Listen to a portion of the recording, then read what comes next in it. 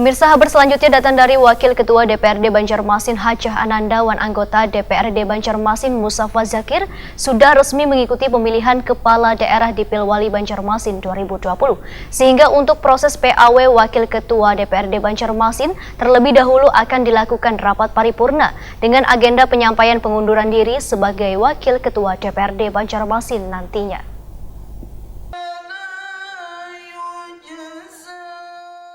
Wakil Ketua DPRD Banjarmasin Hajah Anandawan, anggota DPRD Banjarmasin Mustafa Zakir sudah resmi mengikuti pemilihan kepala daerah di Pilwali Banjarmasin 2020.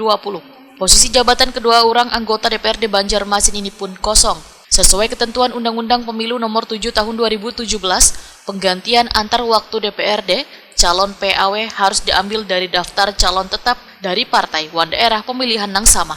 Ketua DPRD Banjarmasin Hari Wijaya, Wahetakwani Prima TV jelang tengah hari Jumat 25 September 2020 memadahkan untuk proses PAW Wakil Ketua DPRD Banjarmasin Hajah Ananda terlebih dahulu akan dilakukan rapat paripurna dengan agenda penyampaian pengunduran diri sebagai Wakil Ketua DPRD Banjarmasin. Sedangkan untuk Mustafa Zakir, kada melalui rapat paripurna. Politisi Partai Amanat Nasional ini pun menegaskan usulan PAW Hajah Anandawan Mustafa Zakir sudah disampaikan oleh masing-masing partai politik. Kemudian, Sekretariat DPRD Banjarmasin akan mengusulkan ke Gubernur Kalimantan Selatan. Untuk penggantinya nanti sepenuhnya diserahkan ke partai.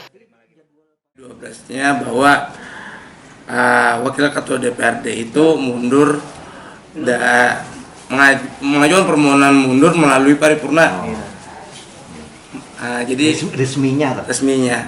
Karena kan pemberhentian dan PAW pimpinan pun lewat paripurna nantinya. Jadi untuk PAW pemberhentian dan pengangkatan lah ketua pengganti itu belum dijadwalkan lagi.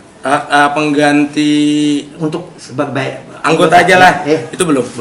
Artinya baik Pak Ibu Nanda maupun Pak Mustafa itu belum diagendakan untuk PAW karena masih dalam prosesnya kan dari kita mau ke provinsi lagi persetujuannya. Nah, itu kan tapi seremoninya itu belum tahu kayak apa, tapi kan ada harus legitimasinya Pak, demikian katanya kalau untuk PAW itu.